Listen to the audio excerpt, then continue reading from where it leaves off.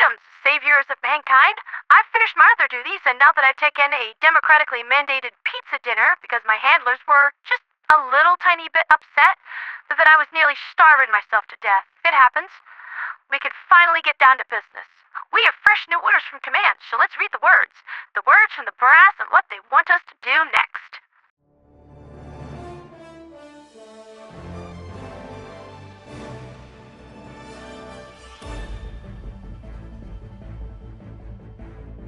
The automatons have been rebuffed once more, their territorial ambitions stymied by the ever-watchful Helldivers. The titanium deposits on Ember were retained, and the Helldivers successfully defended against most of the incursions into Super-Earth territory. See? I told you. Victory was never in doubt. Not even once.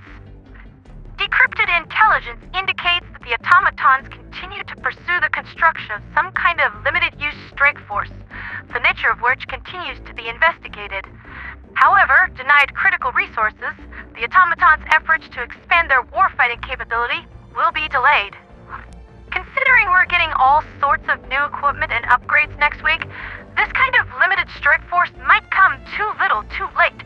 Super-Earth couldn't ask for a better outcome, save for maybe exterminating the whole lot of these wayward coffee makers.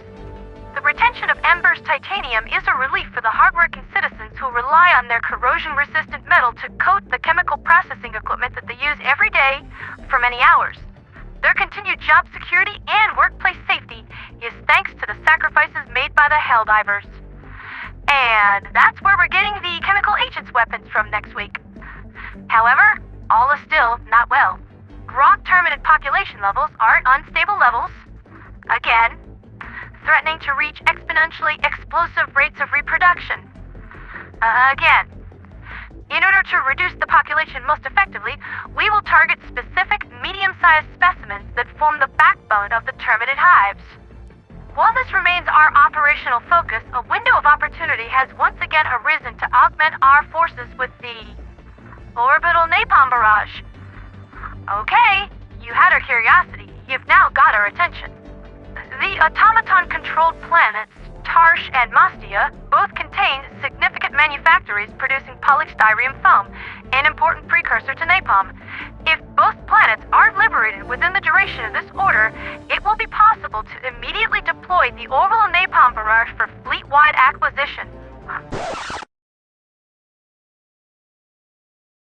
Initiating FTL jump to the Mastia system.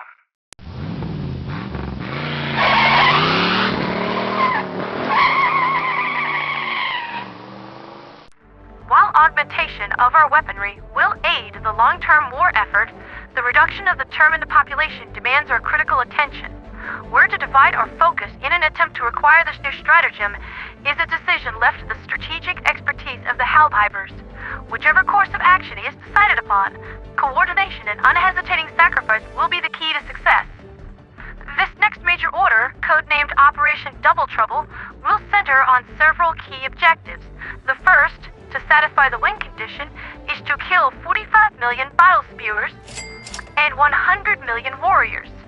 And this operation will last another 2 days, 14 hours, concluding at 9 a.m. Monday, September 16th, Super-Earth Eastern Standard Democratic Time.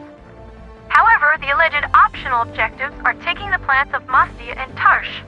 Because of a sea blockade fleet cutting the thoughts off from Yellowbeer, they are unable to reinforce either of these planets, and their overextension has been rewarded with a 0% decay rate. Our enemy has made a crucial mistake, and the time to capitalize upon it is now.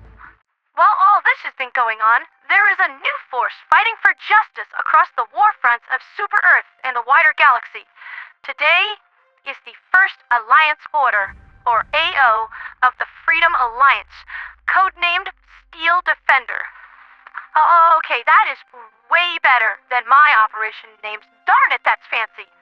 These are optional, community-driven objectives designed to build camaraderie amongst the Helldiver population base.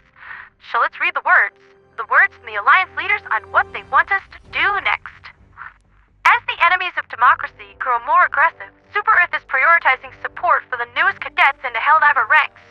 The Freedom Alliance is tasked with aiding new divers in the completion of their mission, as well as passing down the knowledge and skills you have as a veteran.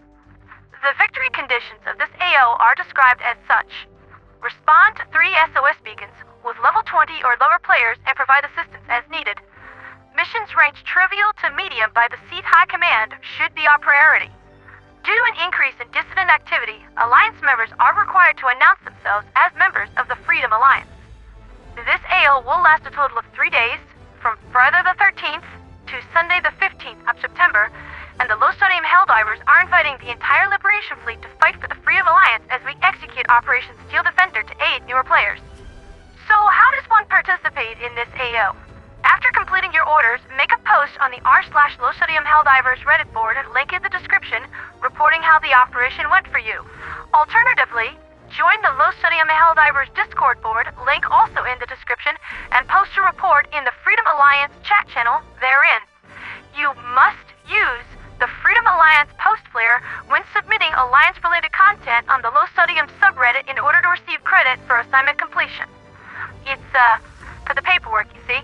Super Earth runs on it. But say you want a little bit more of a challenge while executing Steel Defender. Don't worry, the Alliance has you covered, Thrill Seeker, with this recommended loadout. Okay, now they're just showing off. That is just so fancy. If you're dropping in to assist Liberty's newest heroes, make sure you bring the red equipment. You might be tempted to bring an optimized loadout you got from some odorous teenager on SuperTube, but that's just cowardly. Okay, I shower regularly and I probably smell better than most of the senior staff, but I do suggest optimized builds from time to time. It's not just about covering your teammate, but giving them the firepower to spread managed democracy even faster. Bring an exosuit and an extra backpack for your team and watch them grow from a green cadet into a hardened warrior. At lower difficulty levels, both of these primaries should utterly dominate in their respective battlefronts, and the grenade pistol is often a favorite among senior Helldivers. The Bunch Snapper armor grants additional stims as well as longer-lasting stim effects for those extra-large boo-boos that rookies tend to rack up, all while flashing that plentiful style, pizzazz, moxie. Stylish armor is a valuable tool, my dear divers. It inspires your friends, keeps your enemies guessing, and ensures that no matter what comes your way, you are the one in control. Lastly, while accomplishing your Alliance order, why not play some of these democratically recommended tunes tested and certified by federal scientists to boost morale and patriotism?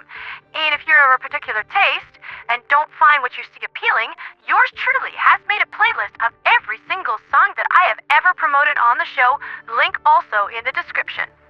Now, before I close the show out and catch up on some badly needed sleep, seriously, I have a new handler from the MOT, and she's standing behind me tapping her watch, but I'm gonna cover another tick in the countdown to freedom. New battlefield intelligence has come in suggesting that grievous casualties have taken their toll in the Automaton Collective, and explosive ordnance, precision autoloaders, and other assorted machine parts are starting to run short on supply. This is translating to limited field ammunition for rocket devastators and gunships. Now, instead of being able to fire rockets endlessly, rocket devastators will have 3 salvos of 4 before needing to reload, which their backpacks will allow them to do once, before they are left falling back on their crappy duplex-triggered laser. Furthermore, gunships will be bound by the same limitations, drastically reducing their overall long-term threat.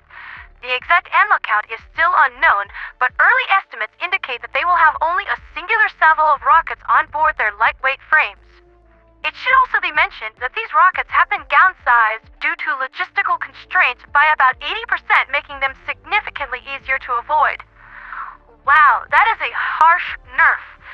See what I mean about automaton technology really sucking? It's a good thing that Super Earth Tech never does that. Ever.